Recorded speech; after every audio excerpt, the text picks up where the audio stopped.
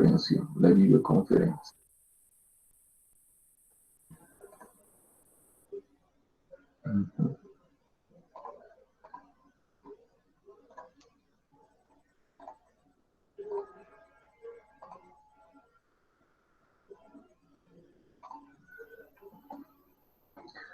Muy bien, chicos, tengan ustedes muy buen día. En la sesión del día de hoy vamos a desarrollar el derecho procesal civil, nociones generales que atañen a su definición, a su naturaleza procesal, atañen a sus características, al sistema de fuentes que utiliza el derecho procesal civil para poder construir toda una doctrina procesal, toda una legislación. Muy bien, en ese sentido vamos a comenzar indicando lo siguiente. El derecho procesal civil debe de entenderse como una disciplina de la gran ciencia del derecho que se encarga de estudiar el conjunto de normas, procesos, leyes, jurisprudencia, doctrina, que buscan justamente, tienen como objeto de estudio aquel conjunto de pasos, aquel conjunto de etapas que están organizadas, sistematizadas para poder lograr conseguir un objeto. En el caso concreto sería solucionar un conflicto de intereses, lógicamente mediante la aplicación de doctrina, legislación, jurisprudencia. Tengan en cuenta ustedes que la anterior sesión de clase señalamos de que existen diversas formas para solucionar el conflicto de intereses que se suscita, ¿no es cierto?, en una sociedad. Puede haber una controversia entre Roberto y Marta sobre la entrega de algún dinero prestado, ¿no? Roberto le ha prestado, por ejemplo, $20,000, se ha suscrito un contrato y en el cual se ha estipulado las fechas, los plazos. Transcurrieron los plazos de pago y Marta nunca ha entregado el dinero, nunca ha devuelto los $20,000. De tal manera que allí ya se empieza a iniciar una incertidumbre, una controversia que en un nivel llano podría ser sometido a la autotutela. La autotutela vendría a ser, como ya bien lo dijimos, la justicia por mano propia. Pero en un estado democrático, en un estado civilizado como el nuestro, la autotutela se va a restringir a ciertos escenarios, a ciertas situaciones muy excepcionales. Por ejemplo, la legítima defensa. Pero en este caso concreto entre Roberto y Marta, lógicamente no habría forma de aplicar la autotutela, ¿no es cierto? El otro mecanismo de solución a ese conflicto sería la autocomposición, que viene a ser aquel mecanismo por el cual las partes ponen en práctica el diálogo democrático, el diálogo inteligente, y tratan de convenir internamente entre ellas, tratan de solucionar el problema sin recurrir a un tercero ajeno al conflicto, ¿no? Ellos mismos autocomponen la solución de ese problema. Si es que hay buena voluntad, predisposición por parte de los sujetos de esta relación material ocasionada, desarrollada entre Roberto y Marta, lógicamente va a tener éxito ese mecanismo de solución que viene a ser la autocomposición. Puede plasmarse en la negociación, puede plasmarse, ¿no es cierto?, en la mediación. Y luego tenemos otro mecanismo de solución de los conflictos que va a ser la heterocomposición. La heterocomposición va a consistir en que el problema va a ser solucionado por un tercero ajeno a las partes, que no tiene nada que ver con esa relación material que se ha desarrollado entre Roberto y Marta. Es un tercero ajeno a ese problema. Muy bien, bajo esa figura, quien va a personificar la presencia de ese tercero ajeno va a ser el juez. el juez que tiene todas las potestades para administrar la justicia. Ello por cuanto va a personificar justamente aquel servicio que el Estado brinda, aquel servicio fundamental que viene a ser la administración de justicia. Vuelvo a decir, en un Estado democrático, moderno como el nuestro, el único que administra justicia es el Estado, a través del Poder Judicial, y lógicamente el Poder Judicial dentro de su estructura tiene todo un conjunto de juzgados, pero finalmente va a ser importante la presencia del juez, quien va a solucionar ese problema entre Roberto y Marta. Allí tenemos la figura de la heterocomposición. Muy bien, dentro de esta institución de la heterocomposición, lo que se observa es que se debe de seguir todo un proceso formal, un proceso que previamente esté establecido en la ley, un proceso que busque asegurar la relación honesta, la relación formal entre las partes, quienes se van a dirigir justamente al juez. De tal manera que aquí se va a establecer una relación entre el órgano jurisdiccional y las partes. De tal manera que esa relación tiene que regularse. Muy bien, allí cobra importancia el derecho procesal civil, que va a entenderse como aquel conjunto de estudios, conjunto de doctrina, jurisprudencia, legislación que justamente buscan regular, orientar, recomendar las buenas prácticas dentro de esa relación procesal que se está construyendo, a mérito del proceso iniciado por Roberto a Marta, ¿no es cierto? Tengan en cuenta de que este ejemplo va a ser fundamental para poder entenderlo. Entonces, resulta que la relación material se ha originado y tiene ya originado una incertidumbre. Roberto le está exigiendo la devolución de los $20,000 a Marta, pero Marta está desconociendo esa situación, está desconociendo su obligación de devolver los $20,000, está aduciendo de que está en un estado de necesidad y no los va a pagar, de tal manera que allí ya hay una controversia, hay una incertidumbre. Muy bien, frente a esa incertidumbre, Roberto ha aplicado los mecanismos, ha tratado de aplicar los mecanismos de autocomposición, de tal manera que ha tratado de crear el escenario para que el problema se solucione en forma autocompositiva. Pero siempre ha habido oposición por parte de Marta, nunca ha querido convenir, de tal manera que allí va a haber un estado de necesidad de recurrir al Poder Judicial. ¿Por qué? Porque Roberto ya ha agotado todas las vías previas, todas las vías autocompositivas para solucionar el problema, pero Marta ha sido siempre renuente a solucionar el problema. Entonces, fíjate, aquí va a haber un estado de necesidad de Roberto, de acudir al Poder Judicial, porque ya se han agotado las vías previas. No hay más que iniciar el proceso judicial. Entonces, Roberto va a tener que ejercitar su derecho de acción. El derecho de acción es un derecho constitucional, está reconocido en nuestra Constitución, que significa que todos todos los ciudadanos tenemos el derecho de poder recurrir ante el Poder Judicial para que éste pueda solucionarnos un conflicto, para que pueda reivindicar el derecho vulnerado. De tal manera que bajo esa lógica, Roberto ha iniciado su proceso judicial, obligación de dar suma de dinero.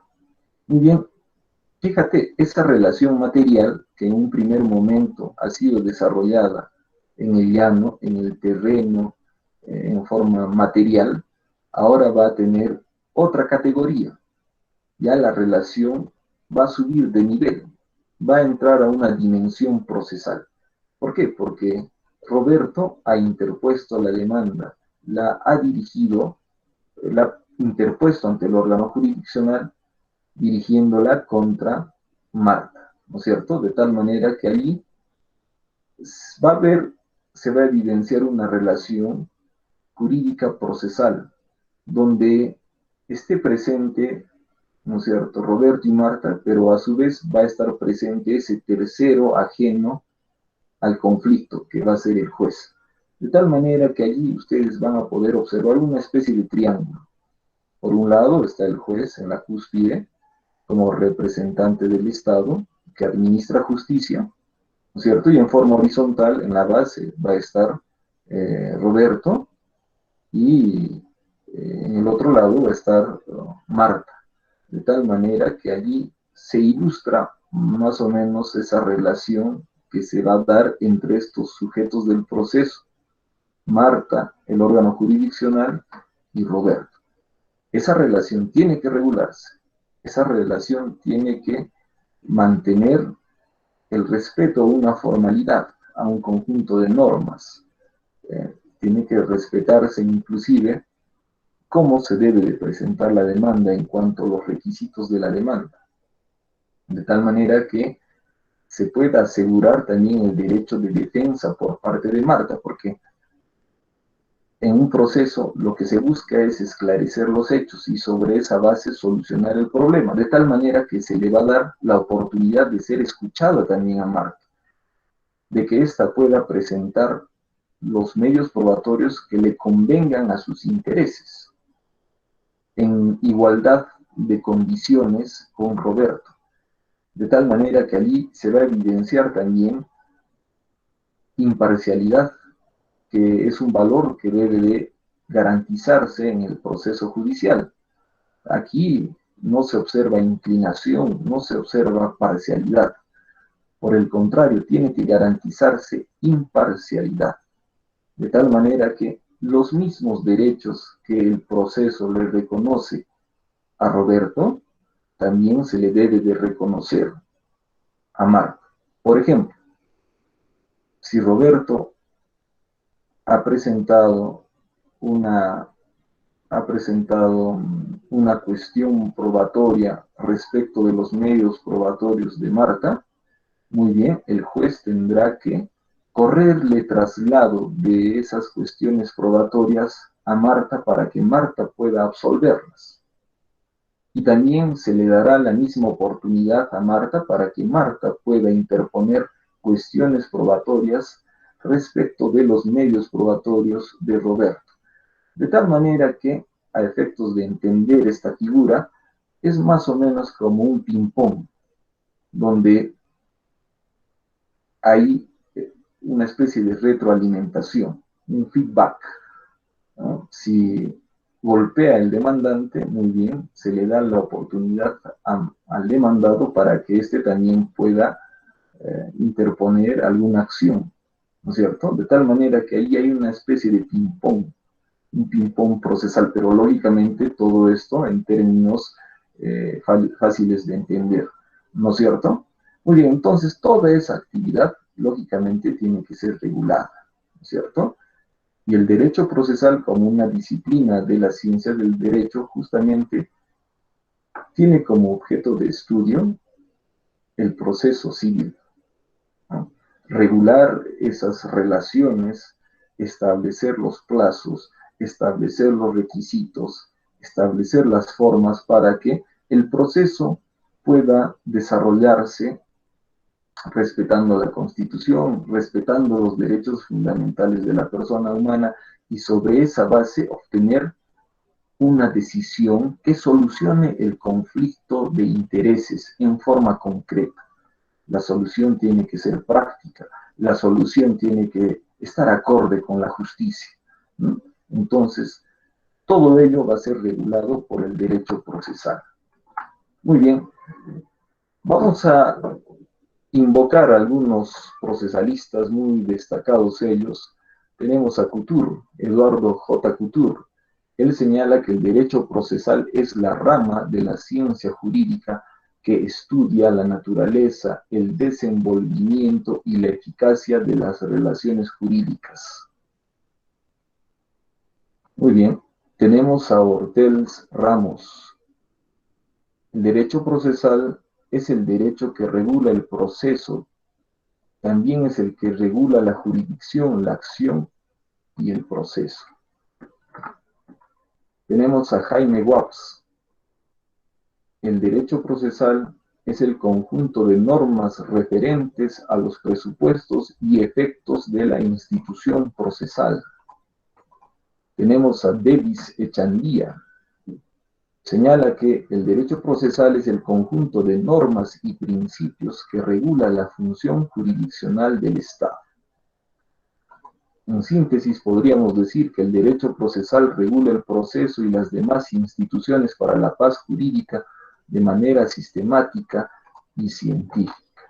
Muy bien, entonces, el derecho procesal no solamente implica un conjunto de normas jurídicas, sino que también hay que tener en cuenta de que dentro del derecho procesal, dentro de esta ciencia, también hay aporte de parte de los estudiosos de la ciencia procesal, de tal manera que ahí hay un conjunto doctrinario, un conjunto de opiniones, recomendaciones, prácticas que son desarrolladas por los juristas, los estudiosos del derecho procesal, de tal manera que este elemento también debe ser integrado dentro del concepto de derecho procesal.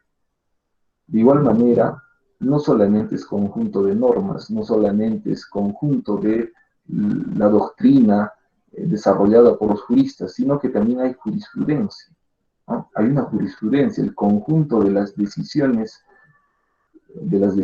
supremas emitidas por los órganos supremos de justicia que van a establecer criterios para la aplicación del derecho procesal, criterios que van a orientar la actividad de los juzgados de menor jerarquía. Ello también va a integrar el derecho procesal, ¿no? Pero también hay que darle un matiz de investigación a la ciencia del derecho procesal. No solamente es conjunto normativo, no solamente es conjunto de doctrinas, conjunto de jurisprudencia, sino que también allí debe tener presencia la investigación en el derecho procesal, de tal manera que con ese elemento despega la ciencia del derecho procesal a la solución de problemas planteados en la práctica, originados en la práctica del derecho procesal.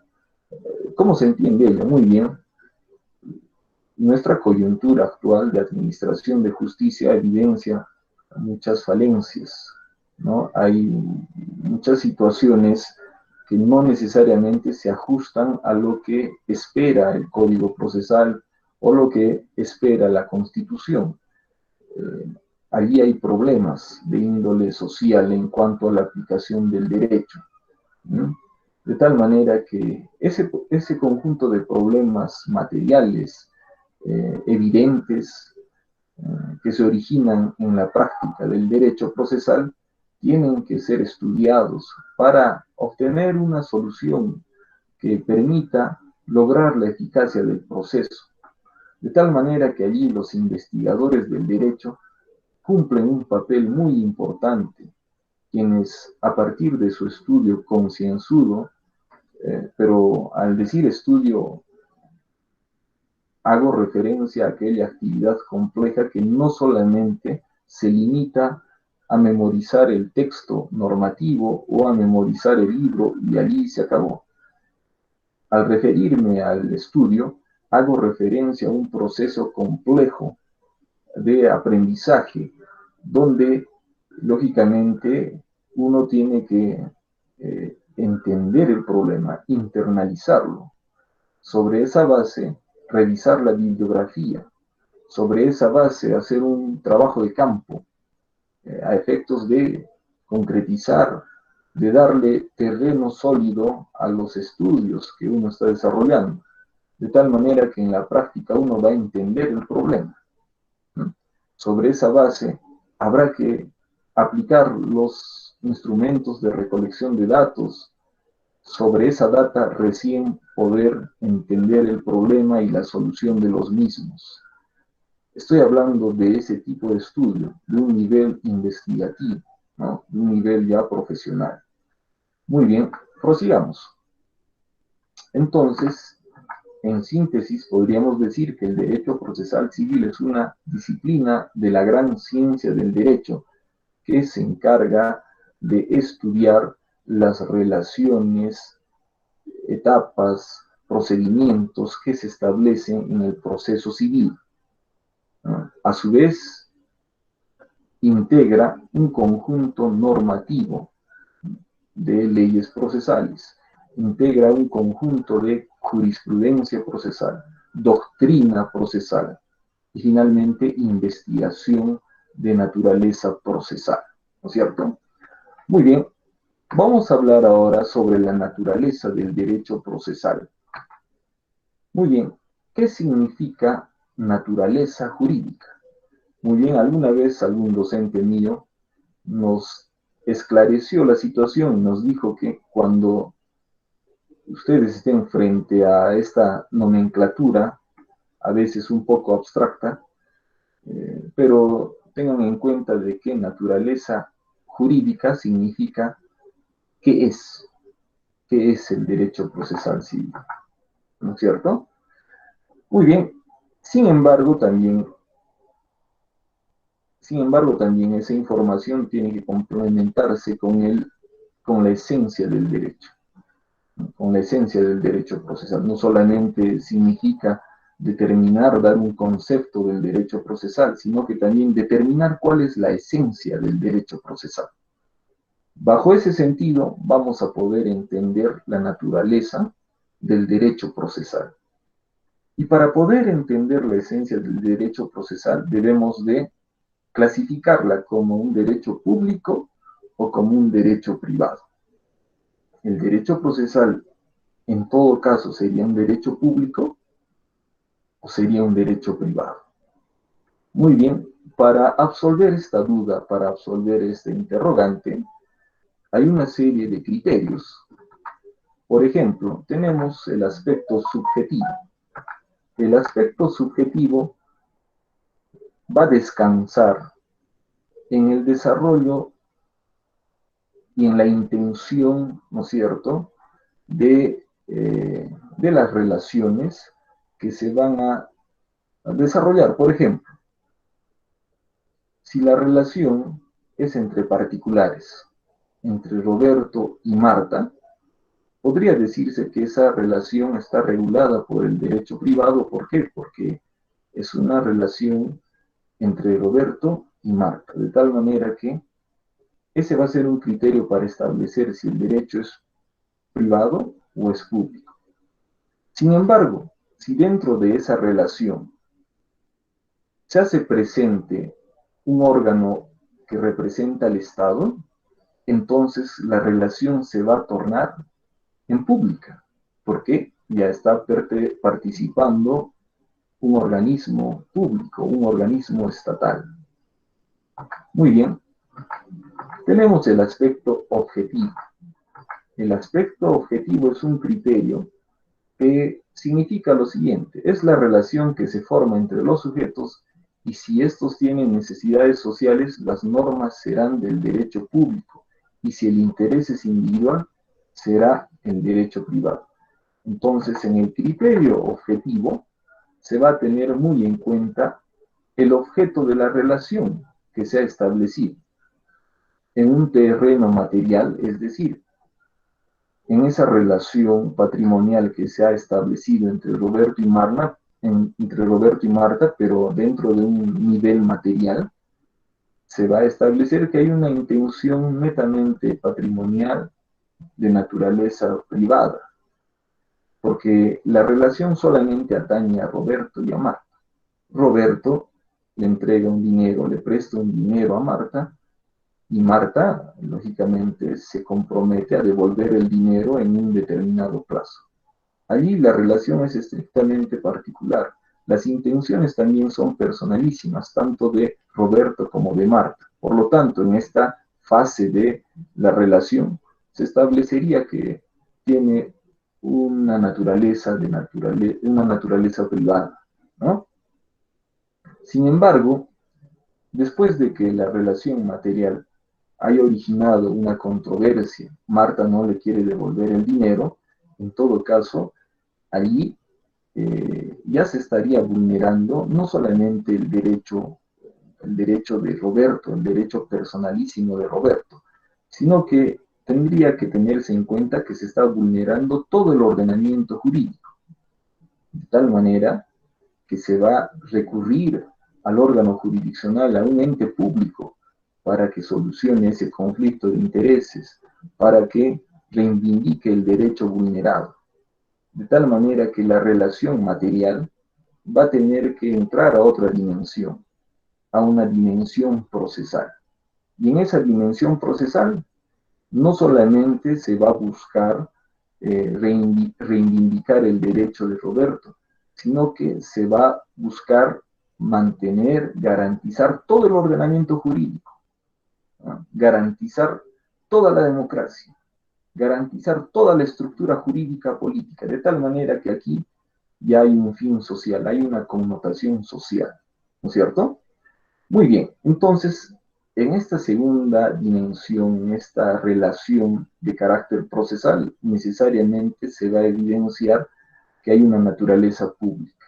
Muy bien, entonces son dos criterios, sin embargo, vamos a sintetizar, vamos a consolidar, indicando de que el derecho procesal tiene una naturaleza pública, ¿no es cierto? ¿Por qué? Porque en el criterio subjetivo, está la presencia de un órgano estatal. Está la presencia en la relación, se observa la presencia de un órgano estatal. En cuanto al aspecto objetivo, el proceso tiene como finalidad asegurar la paz social, ¿no es cierto? Y por lo tanto allí se observa un objetivo común, un objetivo a nivel social.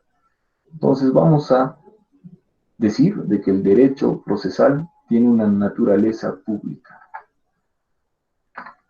Muy bien, ¿cuáles son las características del derecho procesal?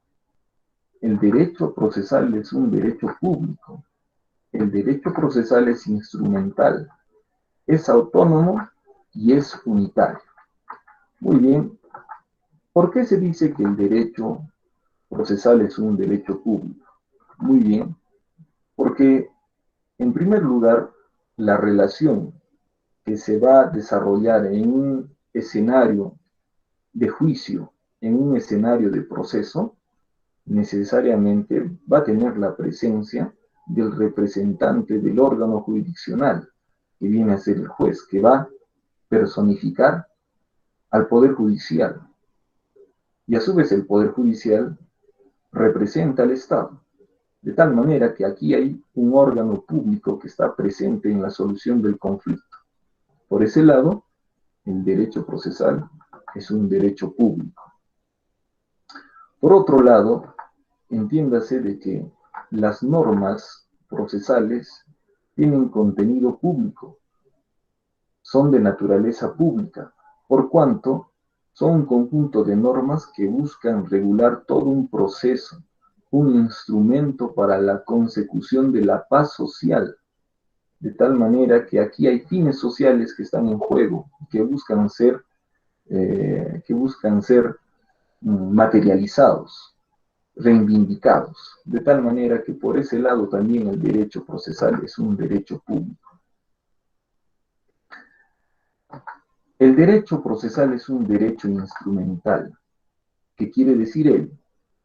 Quiere decir que el derecho procesal no es un fin en sí mismo, sino que el derecho procesal es un medio para la consecución de la paz, para la reivindicación del derecho vulnerado.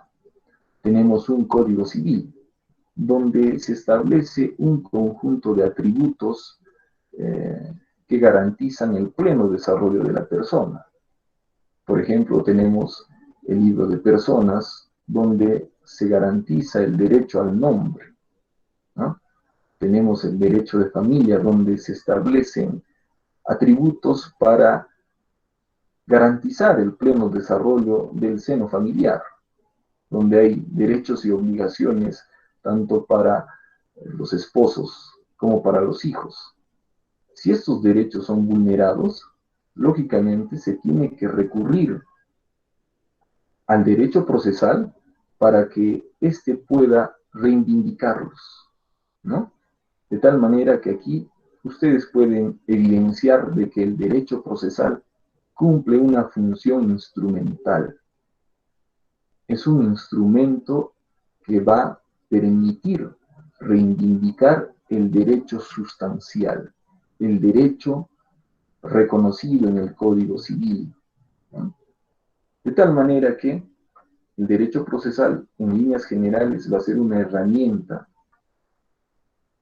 para buscar reivindicar el derecho fundamental que puede estar en el Código Civil, puede estar en el Código Penal, puede estar en la Constitución, de tal manera que allí se va a encontrar la razón de ser del derecho procesal. Y cada una de estas materias que les he señalado tiene un aspecto procesal, instrumental. El Código Penal tiene el Código Procesal Penal. La Constitución tiene un código de procesos constitucionales.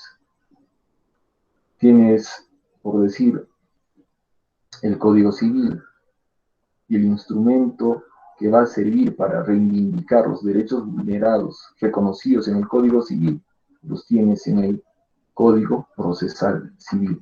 De tal manera que allí podrán entender ustedes de que el derecho procesal tiene una función instrumental, está al servicio de la protección, la reivindicación, la garantía de los derechos sustanciales, ¿sí? Reconocidos, establecidos en las leyes o códigos también de naturaleza sustancial.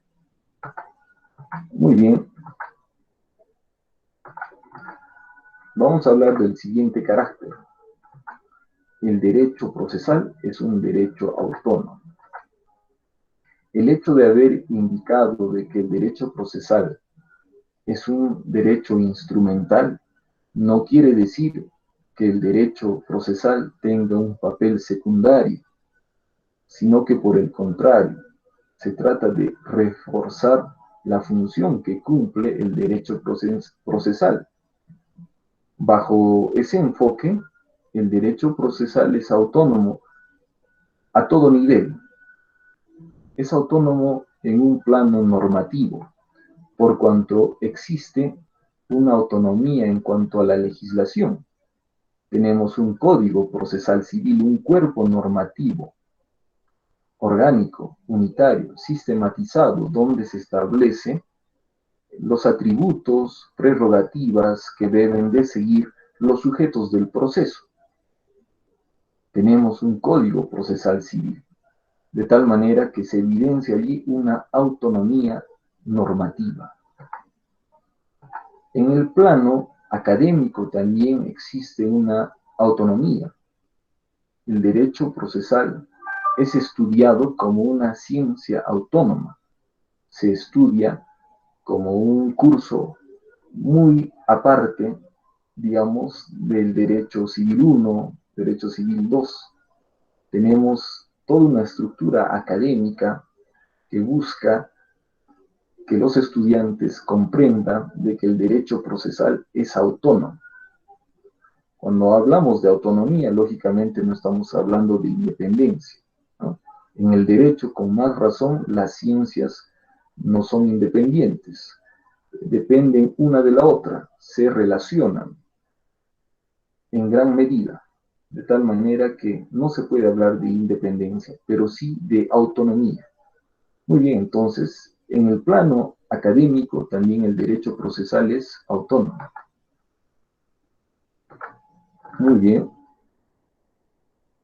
En el plano científico, de igual manera el derecho procesal es autónomo, porque hay un conjunto de juristas estudiosos que a través de sus aportes, a través de sus estudios, han construido una ciencia procesal, una ciencia autónoma. ¿Mm? Muy bien. Luego tenemos otro carácter, el carácter de unitario. El derecho procesal es un derecho unitario. Ello quiere decir que todo el conjunto de normas, el conjunto de doctrina, el conjunto de jurisprudencia procesal responden a una misma idea central que busca hacer regular el proceso civil para obtener, lógicamente, los fines del proceso, que en concreto sería la solución del conflicto de intereses y en abstracto sería lograr la paz social. Entonces, todas esas herramientas del derecho procesal se articulan en una misma idea, en un mismo objeto: materializar los fines del proceso, solucionar un conflicto de intereses o finalmente conseguir la paz social. Ese es el norte de todos los elementos que les he mencionado, ¿no es cierto? Muy bien. Entonces, el derecho procesal tiene las siguientes características. Es un derecho público, es un derecho instrumental, es un derecho autónomo y es un derecho unitario. Muy bien, ahora vamos a proseguir.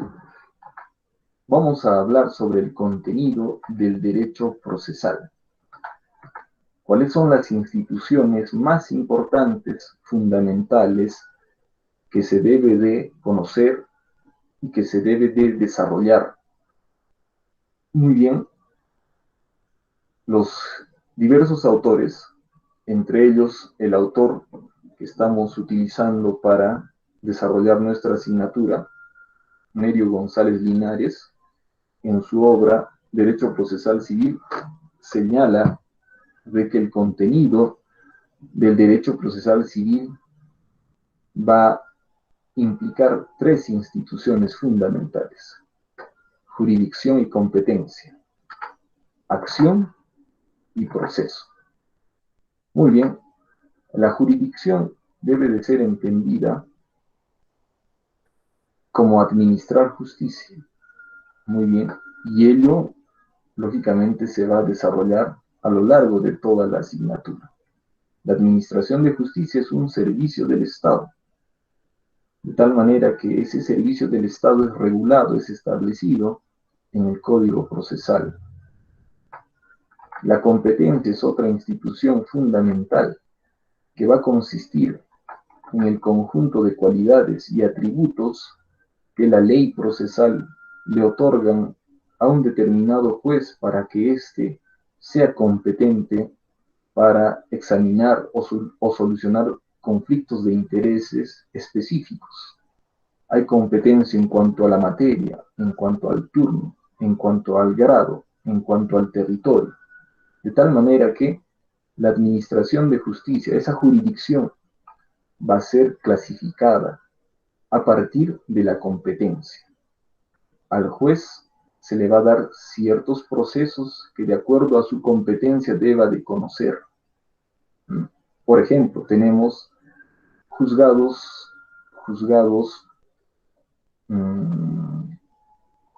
de paz letrado que se encargan de tramitar procesos de menor cuantía. Tenemos a los juzgados especializados en lo civil que se encargan de tramitar procesos de una mayor cuantía y un poco más complejos que los tramitados en los juzgados de paz letrado.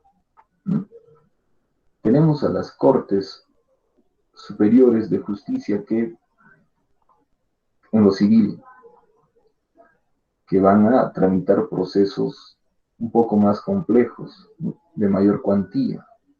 Entonces, fíjate, de acuerdo a la competencia que se le asigna a un juez, este va a tener la competencia para tramitar un proceso que cumpla las condiciones de su competencia. ¿No? Muy bien, pero son dos instituciones que lo vamos a desarrollar en forma específica a lo largo de la asignatura. Tenemos el derecho de acción. Muy bien, el derecho de acción es un derecho constitucionalizado que le va a permitir al ciudadano garantizarse en el acceso a la justicia. Este puede recurrir a ese servicio de administración de justicia que presta el Estado y ello está garantizado por el derecho de acción, que también lo vamos a desarrollar a lo largo de la asignatura. El proceso, aquel conjunto de etapas, aquel conjunto procedimental donde se va a establecer las relaciones entre los sujetos procesales, demandantes, demandados y el órgano jurisdiccional, de tal manera que allí también tenemos una institución fundamental, importante, que la vamos a desarrollar también a lo largo de toda la asignatura. De tal manera que siguiendo las palabras del autor Nerio González Linares, el contenido del derecho procesal va a implicar el estudio de jurisdicción y competencia, acción y proceso. Muy bien. Vamos a hablar ahora sobre los fines del derecho procesal. ¿Cuáles son los fines del derecho procesal? Muy bien, aquí tenemos a Piero Calamandrei. Piero Calamandrei señala lo siguiente: no es solo la búsqueda de la verdad, es la justicia, ¿no es cierto? Entonces, Piero Calamandrei señala que no solamente el proceso busca la verdad, sino que lo que busca en esencia es la justicia. Tenemos a Davis Echandía, que busca garantizar la tutela del orden público. Entiendan ustedes de que el proceso es una herramienta para la solución de los conflictos, ¿no es cierto? Ya no estamos en aquellas épocas de la barbarie donde se ejercitaba la justicia por mano propia, el ojo por ojo, diente por diente, que en líneas generales traía más violencia. En un Estado democrático moderno como el nuestro, tenemos un proceso que busca mantener la paz, que busca mantener el orden público, el orden social. De tal manera que ese, de acuerdo a Davis Echandía, sería un fin del proceso. Tenemos a Francesco Carneluti. Muy bien. El fin del proceso es la composición del litigio para lograr la paz social, ¿cierto? Para la paz social. Muy bien, entonces allí también podemos encontrar en palabras de Carneluti de que el proceso es una herramienta social que busca garantizar la paz social, ¿no es cierto? Muy bien, pero en forma oficial se encuentra reconocidos los fines del proceso y estos están establecidos en el artículo 3 del título preliminar del Código Procesal Civil. Allí están establecidos en forma oficial los fines del proceso, que lógicamente van a servir para orientar toda la enseñanza de la asignatura. ¿Qué es lo que dice este artículo 3? Dice lo siguiente: el juez deberá atender a que la finalidad concreta del proceso es resolver un conflicto de intereses o eliminar una incertidumbre, ambas con relevancia jurídica, haciendo efectivos los derechos sustanciales, y que su finalidad abstracta es lograr la paz en justicia. Muy bien, entonces, dicho artículo 3 de nuestro título preliminar del Código Procesal Civil va a recoger, en esencia, los aportes de los juristas que hemos invocado. Se reconoce el aporte de Calamandrei, de Echandía, Carneluti, pero en forma oficial, en el artículo 3 del título preliminar. Muy bien, haciendo un análisis de ese artículo 3 del título preliminar, lógicamente vamos a tener que hay dos fines, uno de naturaleza concreta y el otro de naturaleza abstracta.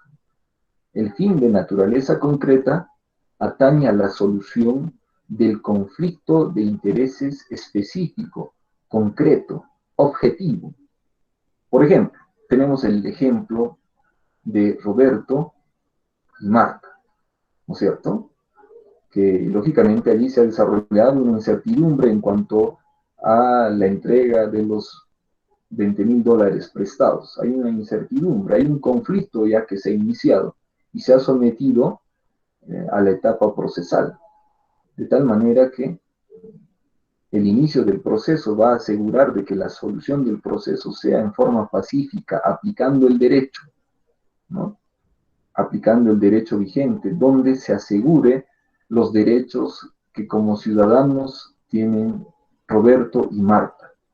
Por ejemplo, Roberto tiene asegurado el derecho de acción, ¿no? Y en contraposición, Marta tiene asegurado su derecho de contradicción. Se tiene también reconocido y garantizado el derecho a la tutela judicial efectiva, ¿no? Al debido proceso. Entonces son derechos fundamentales que lógicamente van a buscar asegurar la solución del proceso, la solución de ese caso concreto. Entonces el juez, en la etapa de decisión, va a emitir justamente un fallo que busque solucionar ese problema concreto. Tenemos otro fin, la finalidad abstracta. Aquí el proceso se entiende como una herramienta para la consecución de la paz, de tal manera que un fin abstracto, es decir, un fin general del proceso, viene a ser la consecución de la paz social, la consecución de la justicia. Muy bien. A partir de este artículo también habría otros elementos que tendrían que analizarse.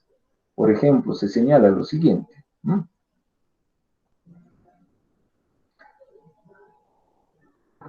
Que el conflicto de intereses debe de tener relevancia jurídica, es decir, que no puede ser sometido cualquier incertidumbre o cualquier contienda eh, al proceso judicial. ¿No? No todas las contiendas van a tener que ser tramitadas a través del proceso judicial. Por eso es importante que se reconozca si la controversia tiene relevancia jurídica, tiene un peso jurídico, muy bien, entonces es factible de que se inicie el proceso judicial. De lo contrario, si es un conflicto menor a nivel doméstico, eh, a nivel inicial, lógicamente no merecería el inicio de un proceso judicial, ¿cierto? Entonces, tener en cuenta bastante ello, a efectos de no entorpecer, de no cargar con conflictos el servicio de administración de justicia. Muy bien, ahora vamos a hablar sobre las fuentes del derecho procesal. Muy bien, cuando se habla de fuentes, lógicamente se va a hablar del origen de una disciplina, se va a hablar del origen normativo, del origen jurisprudencial, de tal manera que hablar de fuentes del derecho procesal significa hablar de aquellos elementos que originan un caudal normativo en lo procesal, de que originan un conjunto de investigaciones en lo procesal, que originan un caudal de criterios emitidos por los órganos supremos en lo procesal. De tal manera que bajo ese enfoque vamos a tener un conjunto de fuentes del derecho procesal que se asemejan a las fuentes del derecho y de las otras materias, ¿cierto? En primer lugar vamos a tener a la Constitución. La Constitución, entiéndase como la ley fundamental, la ley de leyes, la ley madre, el estatuto fundamental del Estado. La Constitución es la norma fundamental que va a establecer derechos fundamentales de la persona, pero también va a tener una parte orgánica donde se va a establecer los principios generales de cómo debe de organizarse nuestro Estado. Bajo ese enfoque resulta fácil de entender de que los fundamentos para la construcción de la legislación procesal se encuentran en la Constitución política. Por ejemplo, tenemos el derecho a la igualdad. El derecho a la igualdad es un derecho fundamental de la persona, reconocido por nuestra Constitución en el artículo 2, inciso 2, que señala lo siguiente, ¿no? Toda persona tiene derecho a la igualdad ante la ley. Nadie debe ser discriminado por motivo de origen, raza, sexo, idioma, religión, opinión, condición económica o de cualquier otra índole. De tal manera que ese derecho constitucionalizado, ese derecho a la igualdad, también tendrá que materializarse dentro del proceso de que aquellas diferencias económicas que existen en la realidad y existen también en el proceso. Puede ser de que Roberto tenga, digamos, una posición económica que le permita solamente asegurar sus necesidades básicas. Mientras tenemos a Marta, próspera empresaria, que tiene negocios por doquier, que evidencian que tiene una economía más que suficiente, una economía de lujo. Entonces, aquí, por ejemplo, en esta situación real de diferencia económica, esa diferencia económica no puede significar también que sean las partes tratadas en forma diferente, sino que ambas partes, pese a las diferencias económicas que puedan existir, deben de ser tratadas por igual. Tienen reconocidos los mismos derechos dentro del proceso. Entonces, fíjate cómo el derecho a la igualdad, que es un derecho constitucionalizado, también debe de materializarse dentro del proceso. Por lo tanto, la Constitución es fuente del derecho procesal. Tenemos también otro ejemplo. Vayamos al artículo 138 de nuestra Constitución.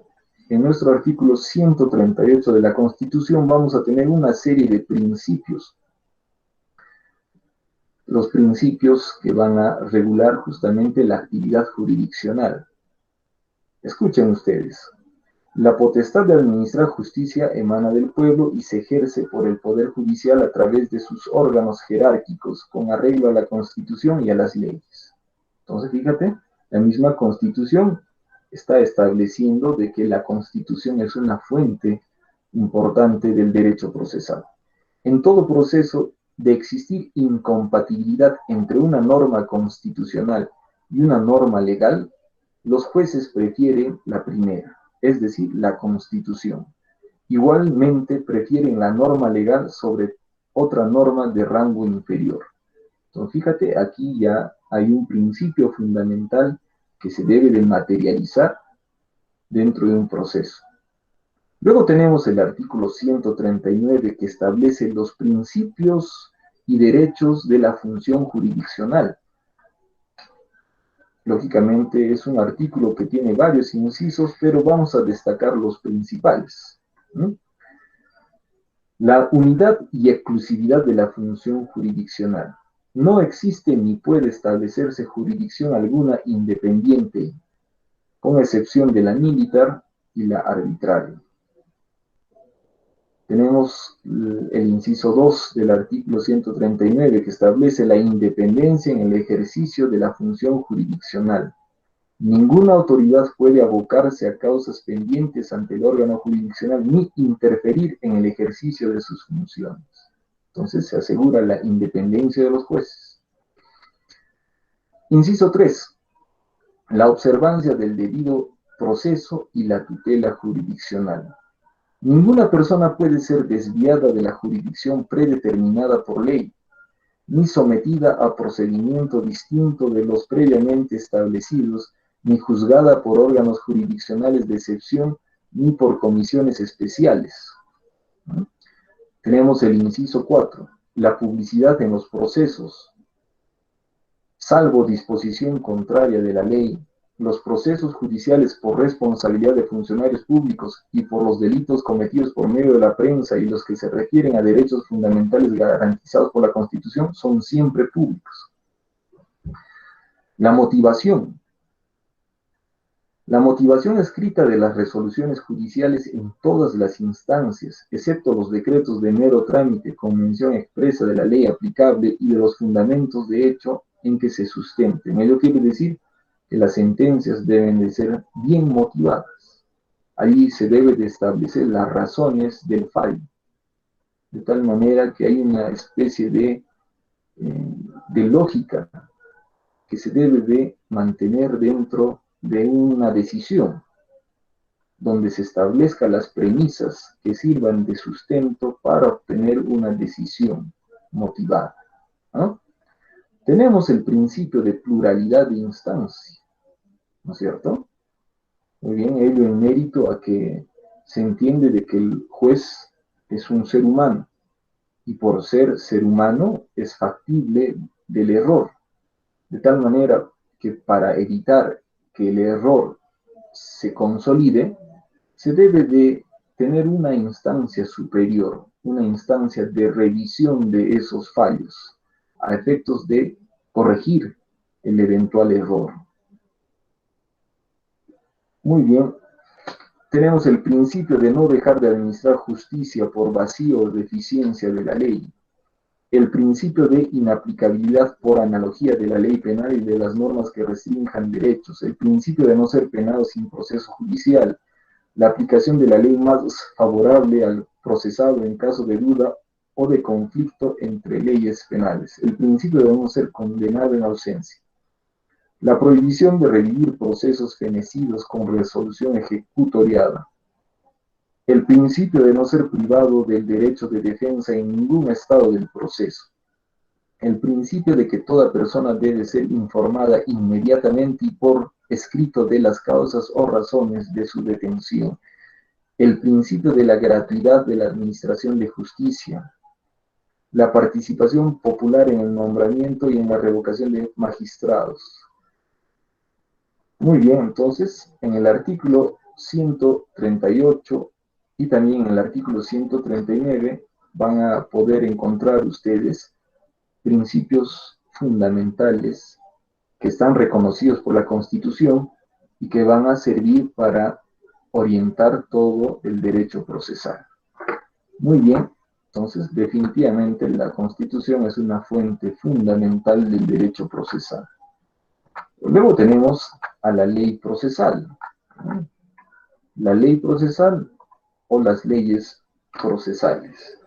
Muy bien, van a ser el conjunto de normas de naturaleza procesal, es decir, que buscan regular la conducta de los sujetos procesales, de los sujetos que están dentro de un proceso judicial, estableciéndose etapas, estableciéndose derechos y obligaciones entre las partes a efectos de poder solucionar el conflicto de intereses en forma concreta y también a efectos de poder concretizar la paz social como un fin abstracto del proceso.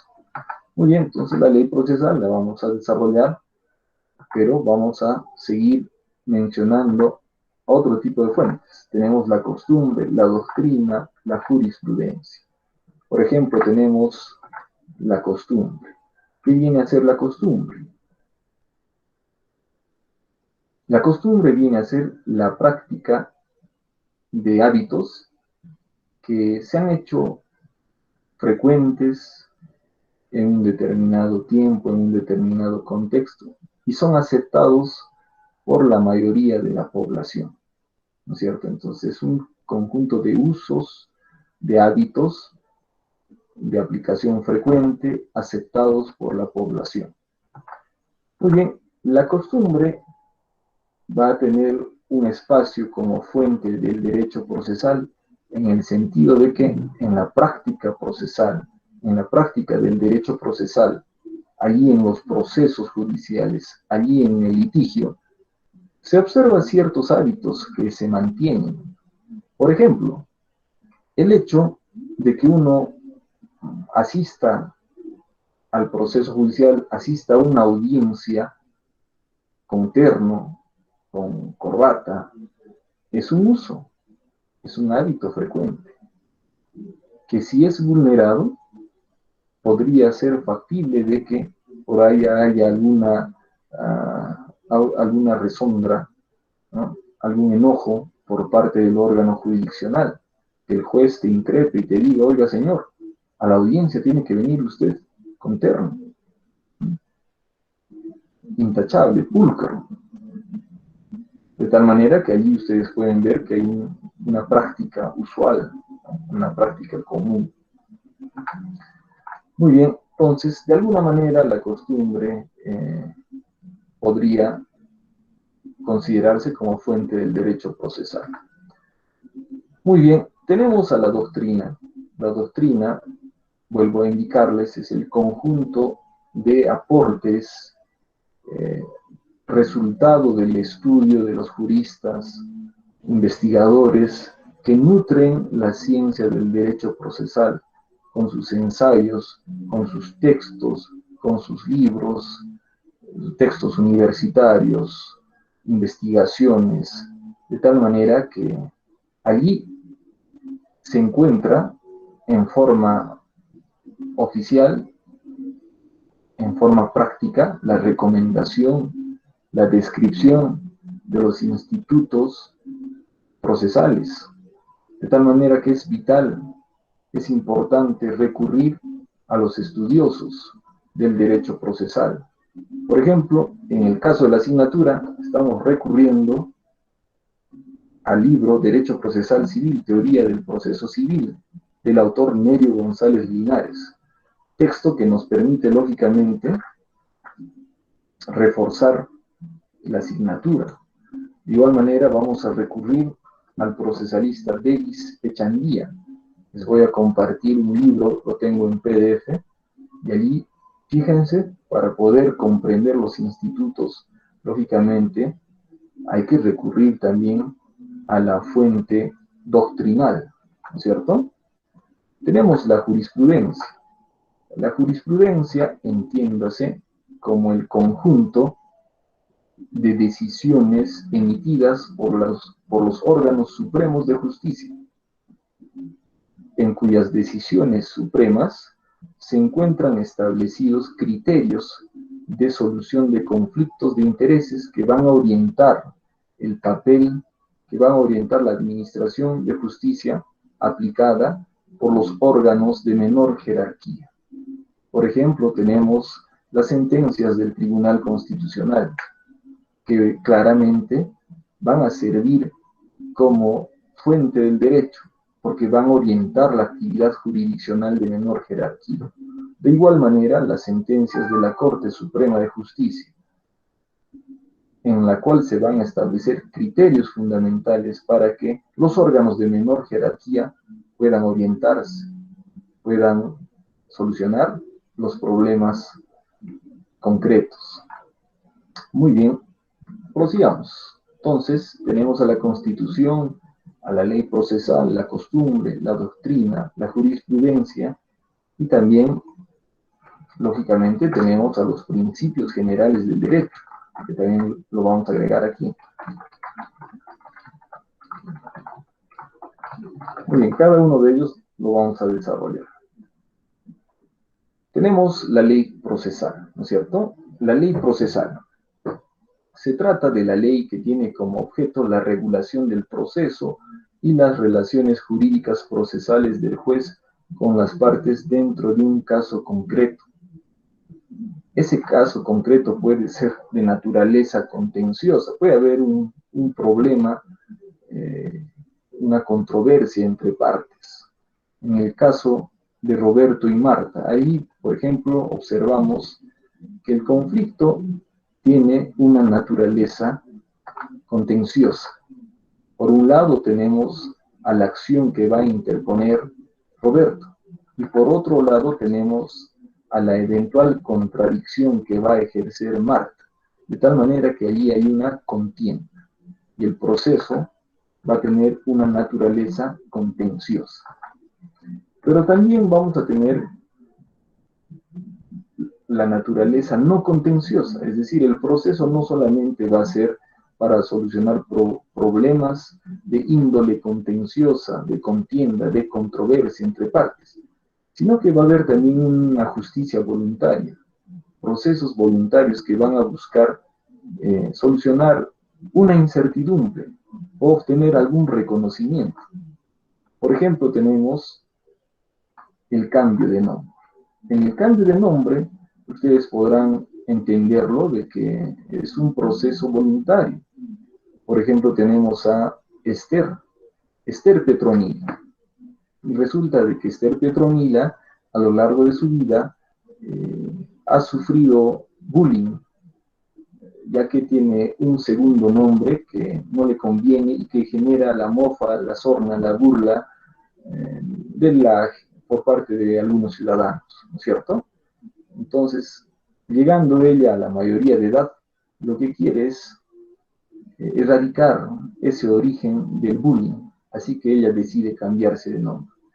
Entiendan ustedes de que es un proceso personalísimo, es un proceso que solamente importa a Esther, ¿no? El hecho de que Esther se cambie de nombre no interesaría a otras personas, ¿no es cierto? A otras personas. Por lo tanto, allí podría entenderse de que es un proceso voluntario que busca un reconocimiento para Esther, el cambio de nombre. Muy bien. Según Salta, la norma procesal es interpretada y aplicada stricto sensu por el juez en ejercicio jurisdiccional y dentro de un caso concreto. Chiovenda es la ley reguladora de los modos y condiciones de la actuación de la ley en el proceso, así como de la relación jurídico-procesal.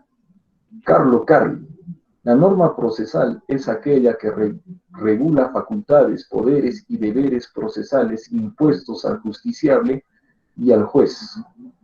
Muy bien, entonces vamos a convenir de que la ley procesal va a ser el conjunto de normas que buscan regular la actividad que se desarrolla dentro del proceso, en la cual se establece derechos y obligación para las partes, se establece condiciones para poder accionar o para poder contradecir, se establece los límites que se deben de mantener para poder lograr establecer, esclarecer los hechos. De igual manera, se establecen las condiciones para que el juez pueda establecer un fallo objetivo, un fallo que descanse en el principio de inmediatez, que descanse en el principio de justicia, ¿no? Entonces, todo ello va a estar asegurado por la ley procesal. En caso de nuestra asignatura, entrando a un terreno objetivo, nuestro derecho procesal va a ser legislado a través del decreto legislativo número 768,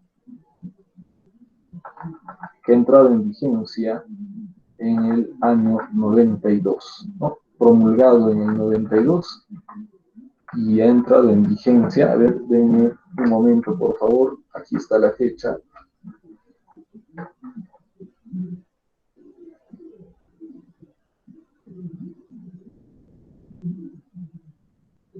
Ya, muy bien.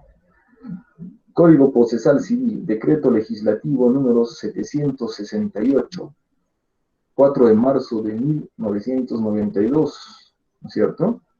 Y entrado en vigencia 23 de abril de 1993, a través de la resolución ministerial número 010-93-JUS. Muy bien, bueno, son datos en cuanto a las fechas. Prosigamos. Nuestro Código Procesal Civil, lógicamente, es un cuerpo normativo que va a regular todo el proceso, la actividad procesal, derechos y obligaciones de los sujetos procesales. Muy bien, entonces, bajo ese entender, tenemos una estructura que se va a desarrollar, ¿no es cierto?, a lo largo de todo el estudio del derecho. Entonces, a lo largo de los 12 semestres, ustedes van a desarrollar, van a estudiar este Código Procesal Civil. La fase inicial la encontramos aquí, en la asignatura, ¿no es cierto? Anteriormente tenía el nombre de Derecho Procesal Civil 1, pero ahora tiene el nombre de Teoría General del Proceso. Aquí vamos principalmente a desarrollar las instituciones fundamentales, importantes del proceso civil. En las asignaturas que siguen, Derecho Procesal Civil 1, 2, 3, allí van a desarrollar ya propiamente los procesos civiles, la práctica de ellos mismos, para entender ya en un terreno material concreto. No obstante de ello, para efectos de que no nos perdamos en lo teórico, vamos a también entrar a lo práctico, porque es importante, siempre debe de haber un criterio dialéctico entre teoría y práctica para que no solamente nos quedemos en lo teórico, porque eso sería desventajoso, ¿no? Son términos, terminología, términos, tecnolenguaje que utilizamos, que a veces es difícil de entender, sobre todo para los estudiantes que se inician en el estudio del derecho procesal. ¿Cómo se va a internalizar ello? Con las prácticas que vamos a tener a lo largo de toda la asignatura. Muy bien, entonces tenemos un título preliminar. Nuestro Código Procesal Civil tiene un título preliminar que establece los principios que deben de servir como informadores, orientadores e integradores. Tenemos la sección primera de jurisdicción, acción y competencia, ¿no? Tenemos la sección segunda, sujetos del proceso. La sección tercera, actividad procesal. Sección cuarta, postulación del proceso. Sección quinta, los procesos contenciosos. Sección sexta, procesos no contenciosos, ¿no? Muy bien, de tal manera que allí tenemos toda la estructura normativa establecida en nuestro Código Procesal Civil. ¿Cuáles son las características de la norma procesal? La norma procesal es pública, es instrumental, es autónoma y es dinámica. ¿Por qué es una norma de carácter público? Porque justamente va a regular una dimensión pública, va a regular relaciones que van a integrar la intervención de un órgano del Estado. O sea, en un proceso tenemos a Marta y a Roberto, pero también tenemos la presencia del órgano jurisdiccional que se va a personificar en el juez. De tal manera que allí vamos a ilustrar esa relación a través de un triángulo. En la cúspide, lógicamente, vamos a tener al director del proceso que viene a ser el juez. Y en la base va a estar Roberto y va a estar Marta como sujetos del proceso. Esa relación, ¿no es cierto?, que se ilustra en ese triángulo, lógicamente tiene que ser regulada. Tiene que ser regulada, normativizada, tiene que cumplir estándares que están reconocidos en el Código Procesal Civil para asegurar los fines del proceso. Por lo tanto, la norma procesal, la ley procesal, tiene un carácter público. Tiene un carácter público. Muy bien, es instrumental, ¿no es cierto? La ley procesal, al igual que el derecho procesal, tiene un carácter instrumental. Aquí, en el Código Procesal, se encuentra un conjunto de normas procesales que buscan reivindicar, asegurar, garantizar el derecho sustancial, el derecho fundamental, ¿no es cierto? Entonces, aquí tenemos el conjunto de normas procesales que buscan asegurar el derecho sustancial, reconocido en el Código Civil. Muy bien, prosigamos. Es autónomo, la ley procesal es autónoma. Ustedes pueden revisar su Código Procesal Civil, allí van a encontrar de que la ley procesal evidencia el manejo de un Código Procesal Civil autónomo. Tiene su propio título preliminar, que es diferente, tendrá algunas semejanzas con el título preliminar del Código Civil, pero en líneas generales es un título preliminar que responde a la naturaleza procesal. De igual manera, todas las instituciones del Código Procesal Civil tienen una naturaleza autónoma a las desarrolladas en el Código Civil. En el Código Civil se habla del derecho sustancial, el derecho de familia, el derecho de las personas, se habla de las fuentes de las obligaciones, de los derechos reales. Sin embargo, en la ley procesal se establecen los procedimientos para poder reivindicar el derecho sustancial. Por eso se tiene un conjunto de normas autónomas que van a estar establecidas en un Código Procesal Civil que tiene también naturaleza autónoma, ¿no es cierto? Muy bien. Es dinámico, la ley procesal es dinámica. Muy bien, es dinámica en cuanto a su aplicación. La aplicación de la ley procesal es dinámica porque, pongamos el ejemplo de Roberto y Marta nuevamente. Muy bien, entonces Roberto interpone la demanda. El órgano jurisdiccional califica la demanda y la declara procedente, la declara admisible, admite la demanda. Luego de ello, le va a correr traslado, a ver quién está llamando, desconocido, ya está, desconocido. Muy bien. El órgano jurisdiccional, luego de admitir la demanda, le va a correr traslado a Marta para que Marta, dentro de un plazo prudente, pueda contestar la demanda. Pero no solamente va a contestar la demanda, sino que también podría interponer una contrademanda que vendría a ser la reconvención. De tal manera que allí, fíjense ustedes, hay una especie de dinámica que va a empezar a concretarse en la relación procesal. Posteriormente se emite, por ejemplo, la sentencia. La sentencia falla a favor de Roberto, es decir, se declara fundada la demanda de Roberto, ¿no? En consecuencia, que Marta pague los $20,000 más los intereses legales. Muy bien, esa sentencia puede ser objeto de impugnación. Entonces Marta interpone la apelación contra la sentencia. Esa apelación, lógicamente, va a permitir de que el expediente suba a una segunda instancia. En esa segunda instancia se le va a correr traslado de la apelación a Roberto para que Roberto pueda absolver la apelación. De tal manera que aquí observarán ustedes también la evidencia de una dinámica procesal. Entonces, la ley procesal es dinámica en cuanto a su aplicación. Muy bien, prosigamos. Clasificación de las normas procesales. Tenemos lo siguiente: normas orgánicas y normas procesales propiamente dichas.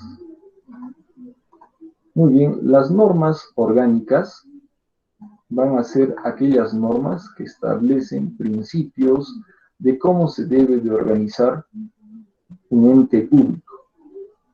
De tal manera que tenemos una ley orgánica del Poder Judicial que establece cómo se debe de estructurar todo el Poder Judicial, de cómo se debe establecer los criterios de competencia, de cómo se debe de desarrollar la actividad jurisdiccional en materia del proceso civil. De tal manera que cuando se habla de normas orgánicas, se habla de conjunto de normas que establecen atributos, prerrogativas, se desarrolla principios de cómo se estructura el ente público. y que va a tener una implicancia en el proceso civil definitivamente, porque a partir de ello se va a poder organizar también la jurisdicción en materia civil. Y luego tenemos a las normas procesales propiamente dichas. Dentro de un proceso judicial, las normas procesales van a ser aquellas que van a regular ese proceso en específico. No estamos hablando de la organización, de la estructura del Poder Judicial, estamos hablando ya del proceso mismo. Allí las normas procesales van a tener un papel importante porque van a regular la actividad del juez, la actividad de las partes. Entonces, ambas tienen implicancia dentro del derecho procesal. Tenemos a las normas absolutas o necesarias y las dispositivas u optativas o voluntarias. Muy bien, entonces, las normas procesales absolutas son aquellas normas que necesariamente tienen que cumplirse. Por ejemplo, para presentar una demanda se tiene que cumplir el 424, 425 del Código Procesal Civil, que responden a la formalidad de la demanda, ¿cierto? A los requisitos de la demanda. Necesariamente tiene que cumplirse esos requisitos del 424. Las normas dispositivas van a ser de naturaleza flexible, en cuanto a que no necesariamente tienen que cumplirse, sino que van a ser objeto de flexibilidad. Muy bien. Otros autores, Camacho, de Newton, la clasifican por su estructura y distinguen lo siguiente: la ley orgánica y procesal. La orgánica regula lo relativo a la organización y estructura o composición de la rama judicial, ¿no es cierto? La procesal reglamenta lo concerniente a los actos procesales y al procedimiento en general. Material o formal. Material reglamenta lo relativo a la calidad de los sujetos o personas que producen los actos procesales y al contenido de estos.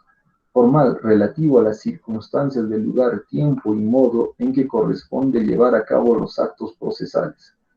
3. Respecto a la fuerza obligatoria, ¿es absoluta o imperativa y dispositiva? Absoluta e imperativa es de forzoso cumplimiento o acatamiento. Dispositiva es la que puede aplicarse o dejar de aplicarse. Muy bien, vamos a hablar ahora de otra institución importante para el derecho y también importante para el derecho procesal, que viene a ser la institución de la interpretación de la ley procesal. Cuando se habla de interpretación, se habla de aquella actividad que realiza todo profesional del derecho o todo operador de justicia. La interpretación es una actividad frecuente que realiza el abogado, el estudiante de derecho, el juez, el asesor legal de una institución pública o privada. Al momento de leer un dispositivo normativo, va a tener que realizar la interpretación de esa norma. Establecer, por ejemplo, cuáles son las condiciones de facto, los supuestos de hecho que están implícitos en la norma, el nexo jurídico y las consecuencias jurídicas establecidas en esa norma. Sobre esa base, el profesional del derecho va a tener que evaluar si su aplicación sirve para la consecución de los fines de justicia, de solución de problemas, etcétera, o si por el contrario, de repente, va a significar entorpecer la consecución de esos fines por la aplicación de formalismos de repente intrascendentes. De tal manera que es vital la interpretación jurídica para que el profesional del derecho pueda armonizar la ley a través de la interpretación con los fines sociales, con la Constitución, la paz social, la justicia, etcétera, etcétera. Por eso, cuando se habla de interpretación, se habla de aquella herramienta del derecho que busca desentrañar el real sentido de la norma para poder aplicarla a un caso concreto. ¿Cierto? Entonces, la interpretación es fundamental para poder desentrañar el real significado de la ley. es la explicación del claro y recto sentido de la norma jurídica para su aplicación de unos supuestos de hechos concretos y determinados. ¿Qué es interpretar la ley? Es explicar el sentido de una cosa, y cuando aludimos esta palabra en el ámbito jurídico, se presenta de inmediato la figura del juez, del jurista, del legislador y del abogado. Entonces, necesariamente todos los profesionales del derecho u operadores del derecho, necesariamente tenemos que interpretar la norma. Ustedes, por ejemplo, al momento de analizar el título preliminar del Código Procesal Civil, van a tener que aplicar interpretación, desentrañar cuál es el real sentido de la norma. Aquí hay una serie de interpretaciones. Hay una interpretación, por ejemplo, literal, que significa que el real sentido de la norma se encuentra en la literalidad de los significados que están en los términos escritos en el dispositivo normativo.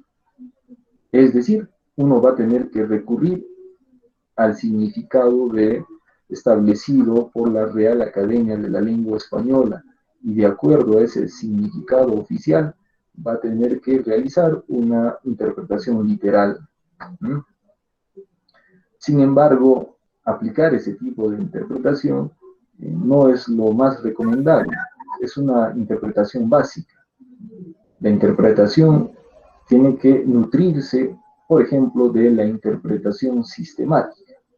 La interpretación sistemática nos faculta, nos permite recurrir a todo el ordenamiento jurídico para encontrarle uniformidad con la Constitución y con los valores fundamentales que aspira nuestra sociedad, de tal manera que esa interpretación literal tendrá que nutrirse con los valores reconocidos que aspira nuestra Constitución, de tal manera que hay una interpretación sistemática. Recurrimos a todo el ordenamiento jurídico para encontrar uniformidad a nuestra interpretación, y eso es vital.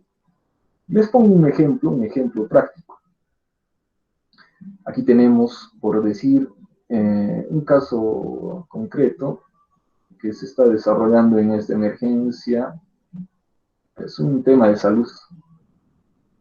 Resulta que en un centro de salud X determinado, allí en un comunicado, en la puerta principal de esa institución, dice lo siguiente, ¿no?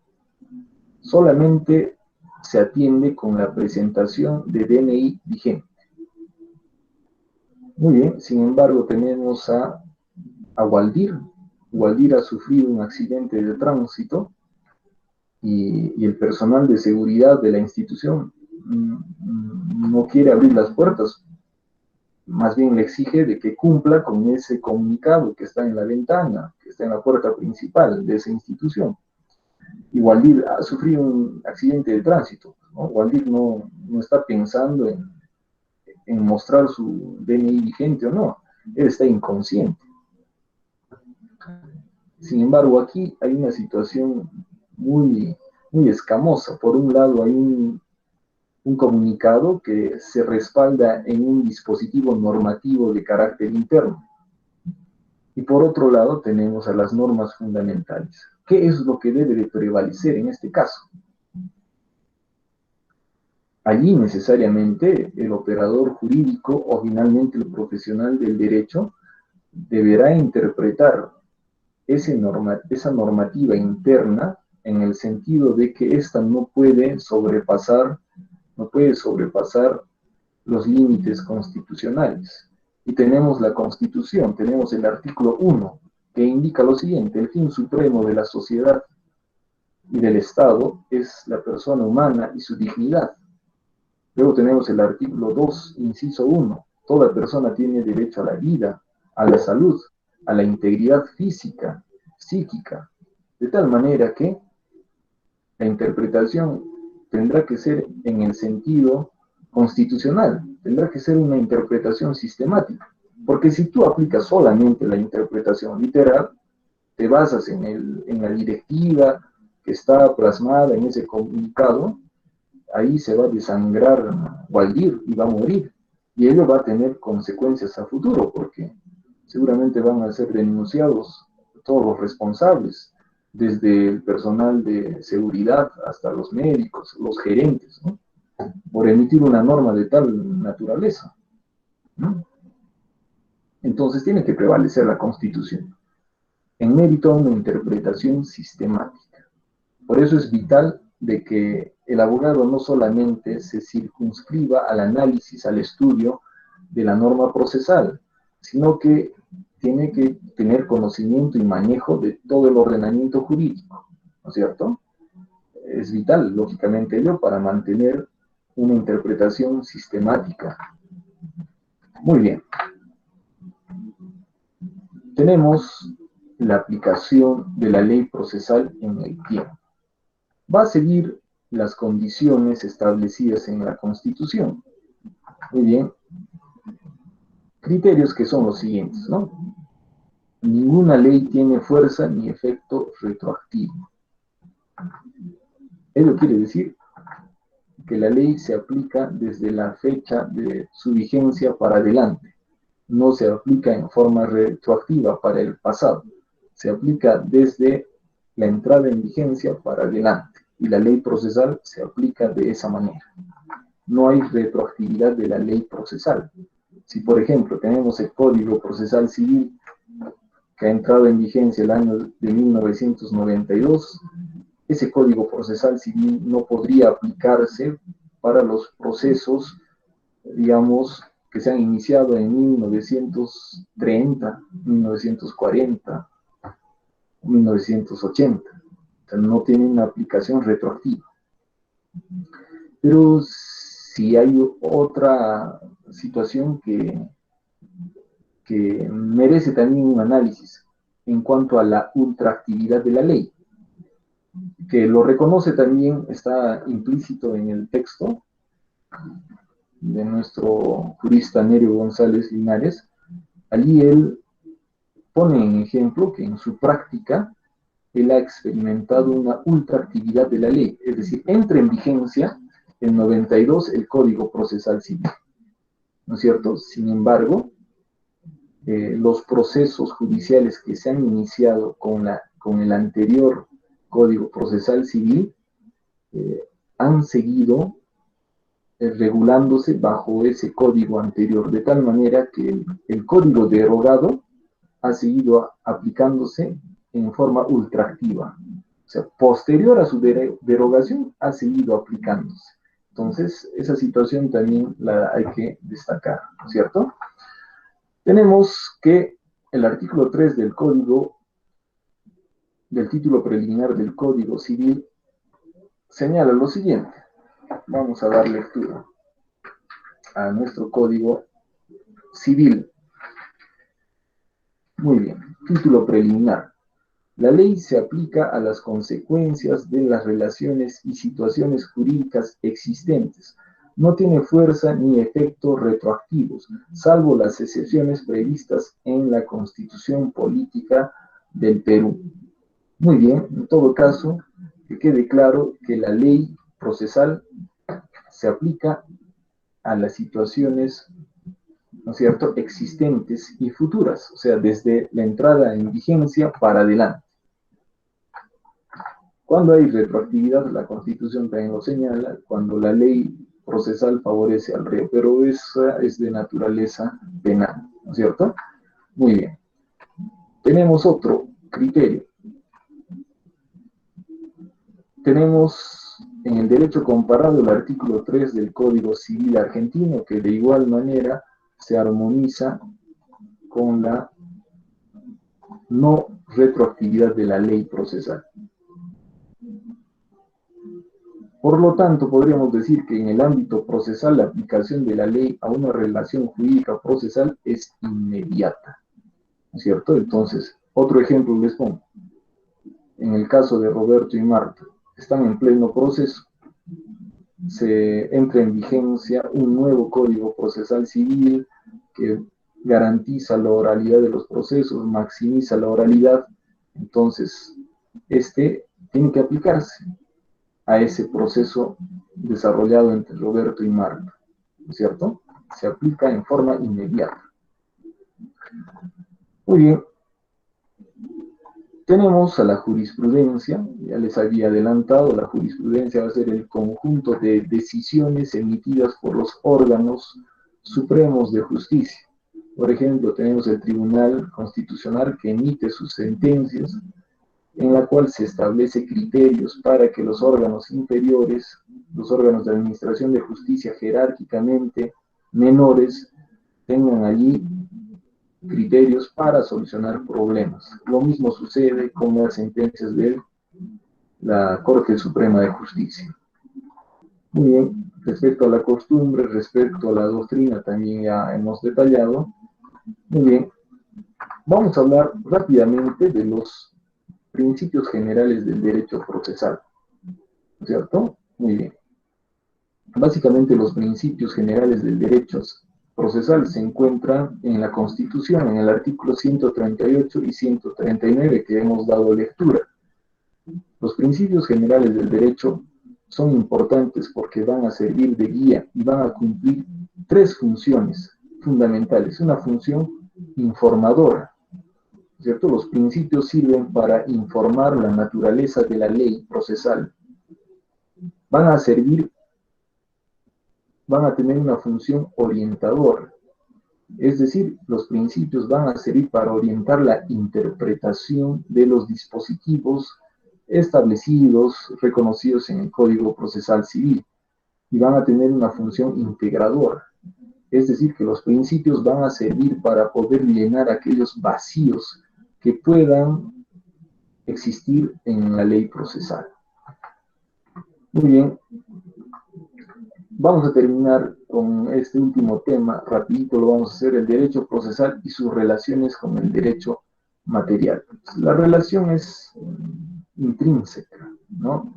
La relación es muy estrecha, por cuanto el proceso civil se encarga de garantizar la eficacia, la reivindicación de los derechos, atributos reconocidos en la ley civil, de tal manera que allí volvamos a enfatizar de que el derecho procesal civil es una herramienta, es un instrumento, pero no por ello vamos a decir de que es una ciencia dependiente, ¿no? Sino por el contrario es una ciencia autónoma.